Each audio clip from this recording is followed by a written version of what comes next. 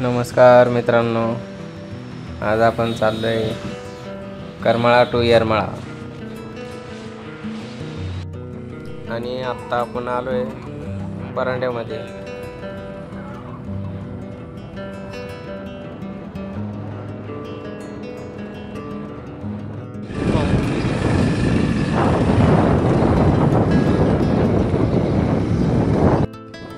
थोडं पेट्रोल टाकून घ्यावं म्हणलं, पेट्रोल टाकून आम्ही पुढे निघालो. पुढं आता तुम्हाला दिसते इथं सोलापूर येरमाळा रोड आहे, बार्शी बायपास.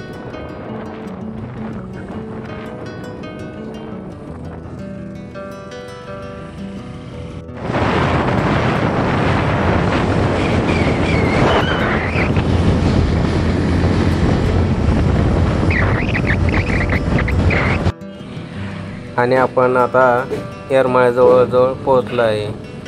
इथून आम्ही झूम करून बघण्याचा प्रयत्न करत होतो. इथून मंदिर थोडं आम्हाला दिसते, मोबाईलमध्ये नाही दिसत आहे. येरमाळा गावाच्या अलीकडेच आपल्याला टर्न घेऊन जायचं आहे कमानीमधून. आणि आम्ही आता पुढं चाललो आहे. आणि आपल्याला लांबूनच येडामाईचे मंदिराचं दृश्य दिसते आपल्याला. आणि लवकरच गेलो आम्ही, सकाळी 8 वाजेपर्यंत गेलो. खूप भारी वातावरण होतं. पुढे गेलं तुम्ही बघू शकता. सकाळी लवकर निघल्यामुळे चहासुद्धा पिलो नव्हतो. त्यामुळे आल्यामुळे इथं पहिल्यांदा म्हणलं चहा पिऊ. आता चहा पिऊन मग पुढं दर्शनाला जाऊ. त्याच्यामुळे इथं आम्ही हॉटेल योगेशमध्ये येऊन चहाचा आस्वाद घेतला. छान होता चहा. हार पान फूल सगळं जे काय लागतंय ते घेऊन आम्ही निघालो मंदिराकडे पुढे.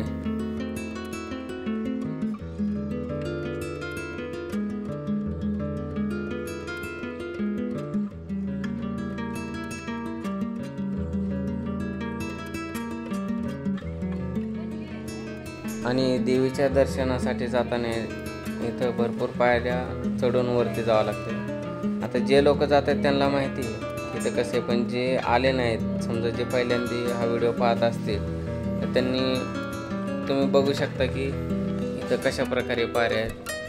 आणि एवढ्या पायऱ्या चढून आपण वर जाणार आहेत. आता ही माझी दुसरी वेळ आहे येण्याची इथं. याच्या आधी पण आलतो, पण त्याला खूप वर्ष झाले येऊन. त्यावेळेस मी पण लहानच असेल, 10-12 वर्ष झाली येऊन. त्यानंतर ना आत्ता येण्याचा योग आला आहे. खूप भारी वाटते.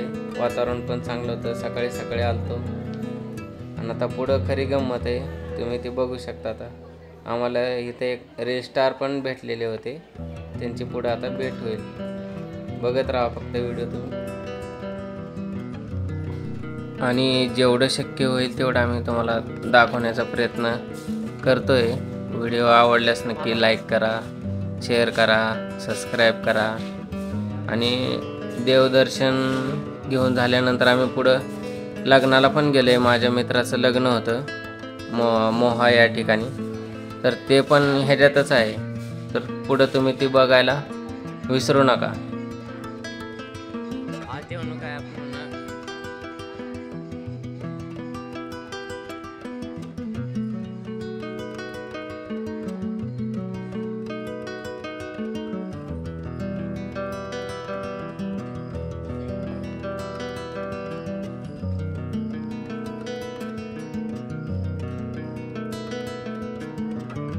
आणि वरती जाता जाता अचानक माझी नजर कोंडू तात्यावर गेली. ह्याला म्हणलं हे ह्यांना कुठंतरी पाहिल्यासारखं वाटतंय. आणि मी त्यांना लगेच पाहताच ओळखलं की हे आपले कोंडू तात्या आहेत म्हणून. आणि मी त्यांना सांगितलं की माझे मित्र आफताब मुलानी म्हणजेच करमाळ्याचे रील स्टार अप्पू राजा आणि तुम्ही मिळून गेलते फिरायला. हो. आणि म्हणलं तुम्हाला पण मी फॉलो करतोय, बघतोय तुमचे व्हिडिओ, आवडतात, चांगले असतात. आणि तुमची ट्रिप गेली होती ती पण आम्ही सगळे पाहिले, असं सांगितलं त्यांना. त्यांनी पण आम्हाला ब्लॉगसाठी आणि इंस्टाग्रामसाठी शुभेच्छा दिल्या. करा, काय अडचण नाही, बनवा व्हिडिओ म्हणले. काय मला स्टोरी मेन्शन करा. मग मी स्टोरी वगैरे ठेवलेली. आणि बोलत आम्ही मंदिराजवळ येऊन आता पोहोचलो होतो आणि गर्दी खूपच कमी होती, त्यामुळं काही टेन्शन नव्हतं. सकाळची वेळ होती, गर्दी नाही काय नाही, शांत प्रसन्न वातावरण होतं. खूप असं भारी वाटत होतं. नक्की तुम्ही वेळ काढून या इथं, खूप छान. आणि आत्ताच मागे एक मला वाटते महिना झाला असेल यात्रा इथली झालेली. खूप भाविक येतात इथं, 10-15 लाखाच्या संख्येने भाविक इथे येत असतात. खूप असं छान आहे. आणि मी ज्यावेळेस पहिलं पाहिलं होतं तर त्यावेळेस खूप असं वेगळं होतं ना, आत्ताचा खूपच बदल वाटतोय मला आणि भारी वाटलं. एक देवाच्या ठिकाणी येऊन एक वेगळीच एनर्जी भेटते आपल्याला. नक्की गेलं पाहिजे, आलं पाहिजे. तुम्ही पण नक्की या, दर्शन करा, आशीर्वाद घ्या. तुमची काय इच्छा असेल ती मागा. आम्ही पण आमची इच्छा मागितली, आता बघू.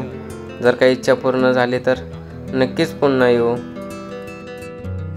आतमध्ये कॅमेरा अलाउड नसल्यामुळे आपण आतमध्ये दाखवू शकलो नाही, पण बाकीचं बाहेरचं तुम्हाला सगळं आम्ही दाखवणार आहेत.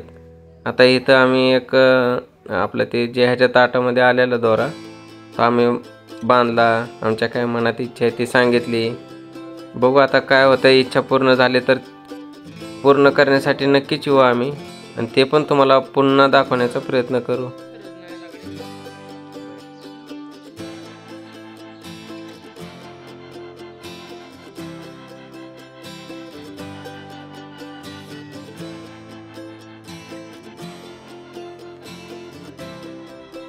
गर्दी नसल्यामुळे मनसोक्त असं दर्शन घेता येत होतं आपल्याला कुठं पण, की अशी काय अडचण नव्हती, काय नाही. थोडेफार माणसं होते आता, कारण यात्रा झाली ना पहिलीच, त्याच्यामुळं काय टेन्शन नव्हतं. गर्दीचं तर काय विशेष नाही. थोड्यापर्यंत वेळ पण सकाळची होती, त्यामुळे पटपट दर्शन घेता येत होतं आपल्याला. कुठलीच असे काय अडचण आली नाही. आता आम्ही समोर तिथं नारळ फोडायची जागा आहे, तर तिथं आम्ही चाललो आहे नारळ वगैरे आता तिथं फोडून. आता आम्हाला खालून निघायचं होतं पुढं लग्नासाठी.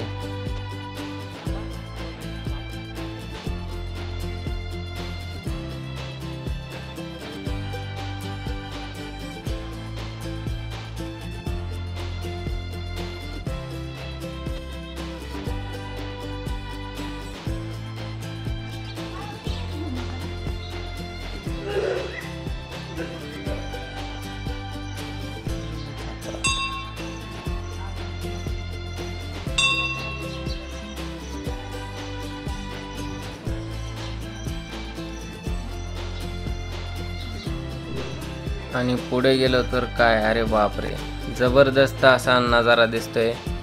फक्त तुम्ही व्हिडिओमध्ये बघा, तुम्हाला दिसत असेल कसं वाटते. नादखळ वाटतंय का नाही. समोर तलाव, डोंगर, काय असं मन पूर्ण खरंच प्रसन्न झाल्यासारखं वाटत होतं. काहीतरी असं निसर्गाचं किमयाच वेगळी नाही का.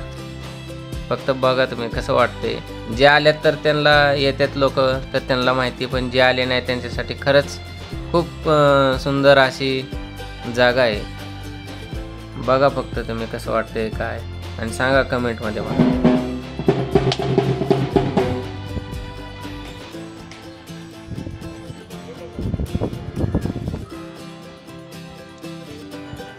दर्शन वगैरे सगळं छान झालं. मग नारळ फोडून आता म्हणलं चला निघावं. आता भरपूर वेळ पण आता पुढं पण आम्हाला जायचं होतं लग्नासाठी, त्याच्यामुळे म्हणलं चला. बघा इथून पण आता हे दुसऱ्या साईडने आता आम्ही उतरतोय. इथनं कसं वाटतंय तुम्हाला ते पण दाखवण्याचा प्रयत्न करतोय आम्ही. येताना फ्रंट साईडने आलतो आम्ही प्रवेशद्वारातून, आणि जाताना दुसऱ्या साईडने चाललो आहे. पायऱ्या जवळजवळ एक अंदाजे 200पेक्षा जास्त पायऱ्या आहेत, पण खूप छान असं वाटत होतं. भारी वातावरण, खूप पावसाचे दिवस आहेत त्याच्यामुळं भारी वाटत होतं एकदम. तुम्हाला म्हणजे कसं सगळं व्यवस्थित पाहता यावं ना, त्याच्यामुळं आम्ही हळूहळू थोडं जास्त होईल, पण व्यवस्थित तुम्हाला दिसावं, पाहता यावं, त्याच्यामुळे व्हिडिओ असा पळवलेला नाही आणि व्यवस्थित पाहता यावं, त्याच्यामुळं हळू सावकाश घेतला आहे व्हिडिओ. सगळं तुम्हाला पाहता यावं. दर्शन झालं, मग आता भूक लागली होती, चला काहीतरी खाऊ, नाश्ता करू. मग समोरच इथं एका हॉटेलमध्ये आलो आम्ही पाहायला. काय आहे तिथं खायला पाहिलं आम्ही. 2-3 आयटम होते. त्यापैकी आम्ही वडा सॅम्पल घेतले आम्ही. चांगले होते भाजी वगैरे, पण रेट जरा थोडे जास्त वाटले आम्हाला. क्वालिटी चांगली, 70 रुपये प्लेट, पण रेट थोडे आम्हाला जरा जास्त वाटले. 2 पाव, 1 वडा आणि भाजी 70 रुपये. तुम्हाला काय वाटते की ह्या एका प्लेटला किती घ्यायला पाहिजे होते? पैसे जास्त घेतले का कमी घेतले? मला तर वैयक्तिक थोडे जास्त वाटले. बघा तुम्हाला काय वाटते.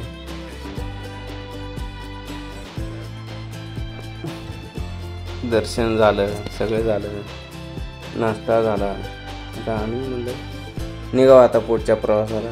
आम्ही निघालो आता या येरमाळ्यावरून. आता आम्ही देवीच्या तिथनं निघालो. ते थेट आता मोहा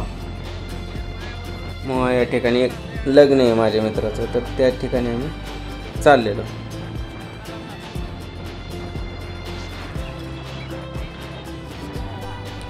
आता समोर जी कमान दिसते तिथनं आपण एंट्री घेतली. ते एंट्रीतनं आता आपण चाललो आहे. येरमाळा गावातून सरळच जाणार आहोत. फक्त व्हिडिओ पाहत राहा शेवटपर्यंत.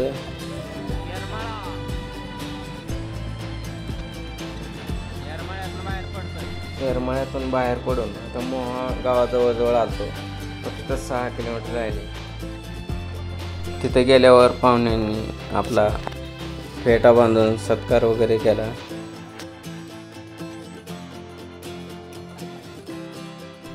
पुढे काही मिरवणुकीतले क्षण आहेत, त्यात थोडा एन्जॉय केला, थोडा डान्स पण केला आणि मिरवणुकीचा पण आनंद घेतला.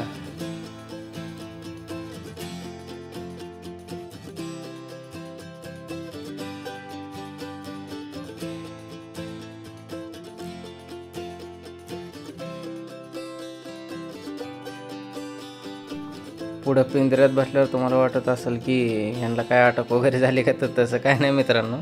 तर ते काय झालं होतं तिथं एक जे नवरदेव होते, तर नवरीचे वडील, तर ते पोलीसमध्ये, तर त्यांनी ती व्हॅन आणली होती.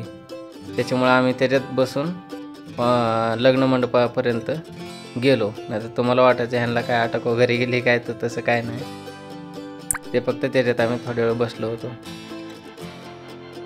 आणि ज्या क्षणाची सगळेजण वाट पाहत होते तो क्षण अखेर आला आणि लग्नाला पार पडले. आम्ही पण अक्षता वगैरे टाकला, लगेच जेवण वगैरे केलं आणि तिथून निघालो आम्ही. लग्न लागल्यावर आम्ही एक छोटंसं नवरदेवासाठी गिफ्ट घेऊन गेलो. ते त्यांना दिलं, जेवण वगैरे केलं आणि तिथून परत आमचे मामाचा मुलगा आहे, वाशीला राहते, तर त्यांच्याकडे आम्ही वाशीला निघालो. तर पुढचा पार्ट वाशीचा आहे, तो पण बघा. आणि ह्याच्यातच आहे, फक्त पाहत राहा. कसं वाटतं काय, फक्त सांगा कमेंटमध्ये कमी जास्त.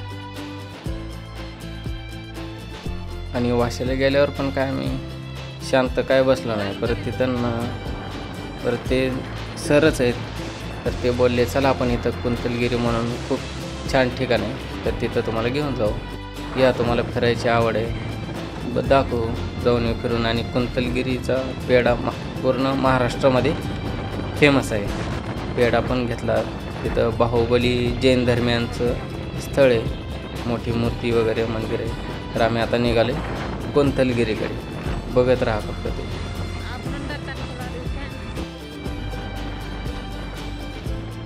आणि हा जो हायवे दिसतोय तुम्हाला, तो हायवे म्हणजे सोलापूर बीड जालना हायवे आहे. आणि त्या हायवेने आम्ही चाललो आहे. तर आता इथनं एक टर्न घ्यायचा आपल्याला. टर्न घेऊन तिथनं काय वाशीपासून फक्त 5 किलोमीटर अंतरावर कुंतलगिरी या ठिकाणी. खूप अतिशय सुंदर शांत वातावरण आहे. असं रात्रीला 8 वाजले होते आम्हाला जायला. जरा खूप उशीरच झाला होता, त्याच्यामुळे तिथं बंद झालेलं, आम्हाला काही जास्त पाहता आलं नाही. पण जेवढं पाहिले तुम्हाला दाखवण्याचा प्रयत्न करते. बघा कसं वाटतंय काय. आणि नेक्स्ट टाईम आम्ही दिवसा जाणार आहे, त्यावेळेस पूर्ण अजून एकदा बनवणार आहे मी. कसं वाटतंय सांगा मला. आणि कसं आहे तिथं मंदिर असं उंच ठिकाणी आहे ना डोंगरावरती, तर पायऱ्या 200 पायऱ्या चढून जावं लागतात वरती. आणि वरून इतकं भारी दिसतं ना रात्रीच्या टायमाला, खरंच खूप सुंदर होतं. आणि मित्रांनो, कसा वाटला माझा व्लॉग नक्की सांगा. काय चुकलं असेल तर माफ करा. आणि अजून कसं आहे, आम्ही नवीनच आहेत, त्याच्यामुळं बोलण्यात अजून थोडी सुधारणा होईल माझ्याकडून.